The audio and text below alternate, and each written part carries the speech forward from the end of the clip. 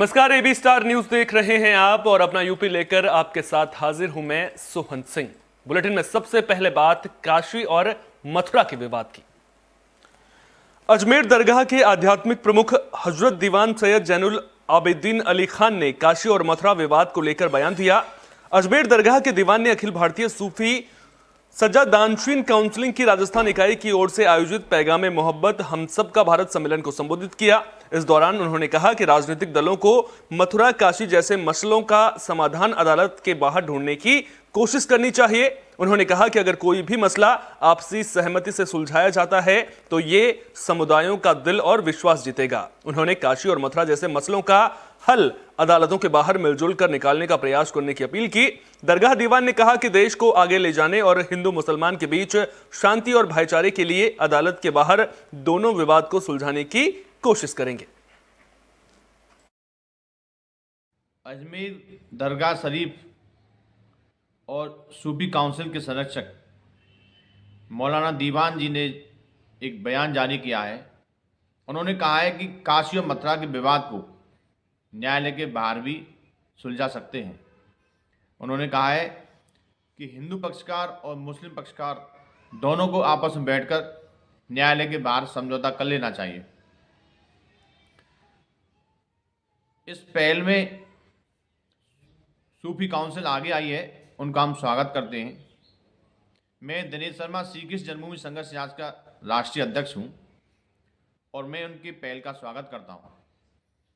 अजमेर दरगाह शरीफ और सूफी काउंसिल के संरक्षक मौलाना दीवान जी ने एक बयान जारी किया है।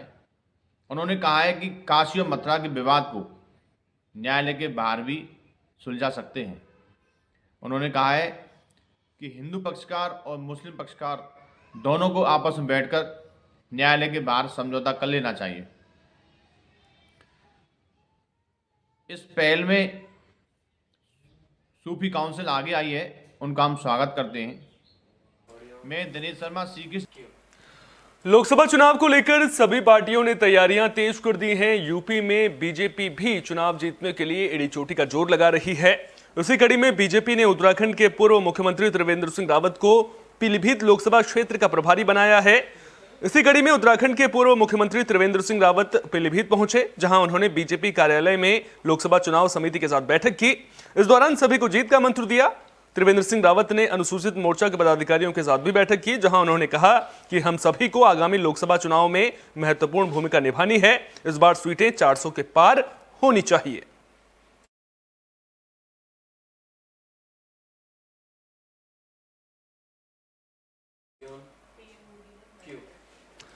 देश भर में किसानों का हल्लाबोल देखने को मिल रहा है। किसान लगातार प्रदर्शन कर रहे हैं। पीलीभीत में भी किसान प्रदर्शन करते हुए नजर आए। तो पीलीभीत में किसानों का प्रदर्शन देखने को मिला, जहां किसानों ने किसान आंदोलन में जाने की कोशिश की। इसी बीच पुलिस ने किसानों को आंदोलन में जाने से रोक दिया, जिसके बाद किसान यूनियन चढ़ूनी गुट ने ब्लॉक परिसर में जोरदार प्रदर्शन किया। प्रदर्शन के दौरान हरियाणा सरकार और गृह मंत्री अमित शाह का पुतला फूंका गया। बता दें कि बिलसंडा ब्लॉक परिसर में पहुंचकर किसानों को दिल्ली जाने से पुलिस ने रोक दिया, जहां किसानों में आक्रोश देखने को मिल रहा है। जो किसानों के ऊपर अत्याचार सरकार है, मौजूदा सरकार कर रही है और बीजेपी सरकार जो है ये किसानों के तरफ से जिस तरीके का लाठियाँ और गोलियाँ और आंसू गैस के जो गोले बरसा रही है, इस तरीके से व्यवहार कर रही है कि जैसे ये किसान नहीं है, कोई आतंकवादी हो। किसान अपनी मांगें मांग रहे हैं और सरकार ने इस मांगों को माना भी है। 2021 में माननीय प्रधानमंत्री के द्वारा ये कानून रद्द किए गए और ये बात को स्वीकार किया कि हम किसानों की मांगों को स्वीकार कर रहे हैं। लेकिन इतनी धोखेबाज सरकार है, अभी तक उन मांगों के ऊपर जो गारंटी कानून बनना था, जो इस समय किसानों की मांग है, उसको लेकर के अभी तक दबा के बैठे हुए हैं। आज आप लोग पुतला दहन करने जा रहे हैं, क्या क्या दिक्कत है यहाँ पर? दिक्कत हरियाणा सरकार की तरफ से जो किसानों के ऊपर बर्बरता से लाठीचार्ज किया जा रहा है, उन पर गोलियां बरसाई जा रही हैं, जिससे एक किसान शहीद हो गया है और उसके रोष में शाहजहांपुर में अंतर्राष्ट्रीय कला प्रदर्शनी का आयोजन किया गया, जिसमें वित्त मंत्री सुरेश खन्ना भी मौजूद रहे। बता दें कि आर्ट फैमिली इंडिया के संस्थापक मोहम्मद तौकीर को श्रद्धांजलि स्वरूप महानगर में स्थित नवनिर्मित आर्ट गैलरी तौकीर आर्टकेड में श्रद्धांजलि शीर्षक से एक वृहद अंतर्राष्ट्रीय कला प्रदर्शनी का आयोजन हुआ। प्रदर्शनी का उद्घाटन वित्त मंत्री सुरेश कुमार खन्ना ने किया। इस दौरान स्वर्गीय मोहम्मद तौकीर के व्यक्ति चित्र पर पुष्पांजलि भी अर्पित की गई, जहां सुरेश कुमार खन्ना की तरफ से कवि और चित्रकार तौकीर शाह की पुस्तक सुनहरे अल्फाज का विमोचन भी किया गया। देखिए, मैं कारवां तो आगे आगे बढ़ता ही रहता है, कारवां कभी रुकता ही नहीं और कोशिश आदमी की जंग लाती है।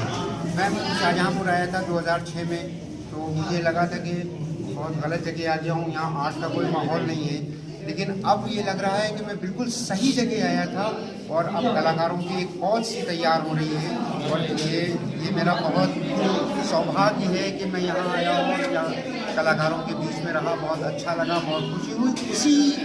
उसी की एक कोशिश की कि मैंने यहाँ एक गैलरी का निर्माण किया, अपने फादर स्वर्गीय मोहम्मद तौकीर को श्रद्धांजलि के लिए यहाँ एक गैलरी बनाई, क्योंकि लखनऊ से दिल्ली के बीच में कोई अच्छी गैलरी नहीं थी। मोहम्मद कमर जी को कि जिन्होंने एक अपनी आर्ट को इस रूप में परिवर्तित करके और इस प्रकार की यहाँ आर्ट गैलरी का शुरुआत की है। हुनर की कदर जरूर होना चाहिए हर स्तर पर। शाहजहाँपुर जनपद की समिति के द्वारा उनको 2013 में जनपद से सम्मानित किया गया था। इस वक्त ये कलाकार इन मेकिंग थे, आज ये पूरे इस्टेब्लिश्ड हैं। अमेरिका के किसी विश्वविद्यालय ने इनको डॉक्टरेट की उपाधि दी है। हम इनके उज्जवल भविष्य की कामना भी करते हैं और ढेर सारी शुभकामनाएं भी देते हैं कि इनका हाथ और रमा हो और बेहतर तरीके से ये पेंटिंग करें। रामपुर जिला जेल की सराहनीय पहल देखने को मिल रही है। आपको बता दें कि यह पहल कैदियों को सुधारने के लिए की गई है। कैदियों में सुधार लाने के लिए अब जेल की दीवारों पर महापुरुषों के विचारों को पेंटिंग के जरिए दर्शाया गया है, जिससे कैदियों की जिंदगी में बदलाव लाया जा सके और वे एक अच्छा और एक सामाजिक व्यक्ति बनकर अच्छे समाज का हिस्सा बन सकें। जेल प्रशासन का मानना है कि महापुरुषों के विचारों को दीवारों पर देखेंगे तो कैदी की जिंदगी में बदलाव आना निश्चित है। दरअसल जेल की दीवारों पर माता पिता, गुरु और अतिथि का आदर सम्मान करने की बात स्लोगन में लिखी गई है। इस दौरान जेल अधीक्षक प्रशांत मौर्य ने बताया कि जेल की दीवारों पर यह स्लोगन और ये पेंटिंग बनाई गई हैं। ये कई चीजों को ध्यान में रखते हुए बहुत सारी चीजों पर सोच विचार करने के बाद इनका चयन करके इन्हें दीवारों पर लिखा गया है। लिखने का उद्देश्य ये है कि जब कोई बंदी उस दीवार के सामने से गुजरे तो उसकी नजरें उस पर पड़े और उस कैदी को उन विचारों से कनेक्ट किया जा सके। जेल की दीवारों पर जो ये स्लोगन और ये पेंटिंग्स बनाई जाती हैं, ये कई चीज़ों को ध्यान में रख के और क्या विषय का चयन किया जाएगा, किस तरह की चीज़ें उकेरी जाएंगी, बहुत सारी चीज़ों को सोच विचार करने के बाद इनका चयन करके फिर इसको बनाया जाता है। तो स्लोगन जो होते हैं इनको लिखने का उद्देश्य ये होता है क्योंकि बंदी जेल के अंदर कई कारणों से बहुत बार अंदर बाहर इनका मूवमेंट रहता है। तो स्लोगन जो लिखे जाते हैं वो प्रायः जो अच्छे बहुत जो हमारे देश में बड़े उच्च कोटि के विचारक हुए या बहुत अन्य प्रतिष्ठित जो लोग रहे, उनके जो उद्गार होते हैं, उनके जो वक्तव्य होते हैं, उनको यहाँ पर छोटी छोटी लैंग्वेज में उसको या एक दो सेंटेंस में झांसी के गरोठा थाने में समाधान दिवस का आयोजन किया गया, जिसमें फरियादियों की समस्याएं सुनी गईं। इस मौके पर झांसी कमिश्नर आदर्श सिंह पहुंचे थे। इस दौरान उन्होंने फरियादियों की समस्याएं गंभीरतापूर्वक सुनी, जिसके बाद उन्होंने संबंधित अधिकारियों को निस्तारण करने के लिए दिशा निर्देश दिए। समाधान दिवस पर ज्यादातर मामले जमीनी संबंधित थे, जिसको उन्होंने गंभीरता से लेते हुए संबंधित लेखपालों और एसडीएम गरोठा को निष्पक्ष जांच कर कार्रवाई करने के निर्देश दिए। देखिए, आज गरोठा तहसील में आए थे, एक विद्यालय में कार्यक्रम था, एक छोटा सा टैबलेट वितरण का सरकार का, तो इसमें प्रतिभाग किया और यहाँ पे थाना दिवस में आए थे। यहाँ पे जो लोग थे उनकी समस्याओं को सुना और यही निर्देश दिया एसडीएम साहब को, सीओ साहब को, थाना प्रभारी को कि जो भी समस्याएं उनका त्वरित और गुणवत्तापूर्वक निस्तारण को किया जाए। बुलेटिन में बात सिद्धार्थनगर की भी कर लेते हैं। दरअसल सिद्धार्थनगर से एक लेखपाल की लापरवाही का मामला सामने आया है। भनवापुर विकासखंड के ग्राम पंचायत भरवटिया मुस्तहकम में ग्राम प्रधान के भाई ने ग्राम पंचायत पर गंभीर आरोप लगाए। पीड़ित ने अपनी जमीन पर सरकारी विद्यालय का निर्माण कराने का आरोप लगाया। पीड़ित फुरकान अहमद का कहना है कि उसकी जमीन पर कब्जा कर सरकारी स्कूल का निर्माण किया जा रहा है, जिससे लेकर उसने कई बार पुलिस प्रशासन से शिकायत भी की है, लेकिन प्रशासन की ओर से कोई कार्रवाई नहीं की जा रही है। पीड़ित ने सही से जमीन की पैमाइश कराने की मांग की है, साथ ही लेखपाल पर लापरवाही का भी आरोप लगाया है। हम भरवटिया मुस्ताकम के निवासी हैं। हमारा गाँव नाम है फुरकान अहमद।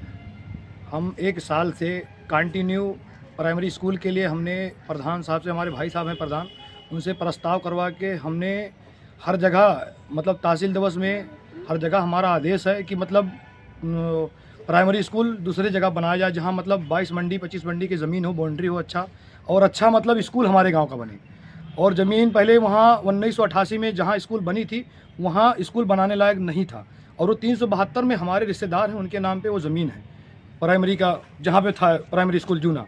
तो हमने ये प्रस्ताव करवा के SDM साहब से आदेश करवा के एंडोस करवा के हर जगह मतलब हमने दूसरी जगह 375 में गाटा संख्या में और 1165 में हर जगह मैंने प्रस्ताव दिया है कि बंजर ज़मीन है, और प्राइमरी के नाम से 1156 में अलाट ज़मीन है कि प्राइमरी के नाम पे अलाट है। हमने वहाँ लेखपाल साहब।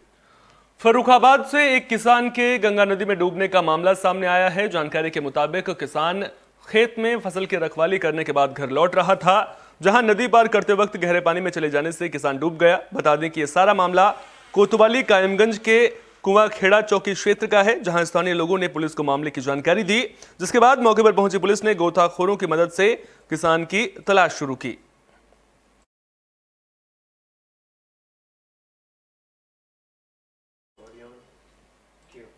बांदा में रफ्तार का कहर देखने को मिला है। तेज रफ्तार ट्रैक्टर ने स्कूटी में टक्कर मार दी। हादसे में युवती की मौत हो गई है।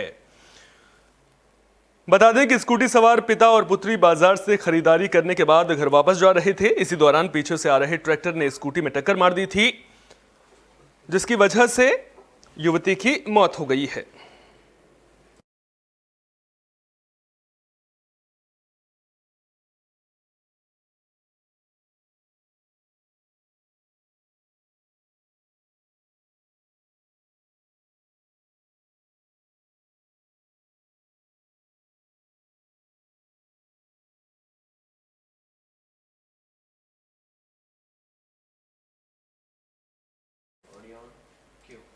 अपना यूपी में फिलहाल के लिए इतना ही। अपना बहुत बहुत ख्याल रखिए। देश और दुनिया की तमाम अहम खबरों के लिए देखते रहिए AB स्टार न्यूज।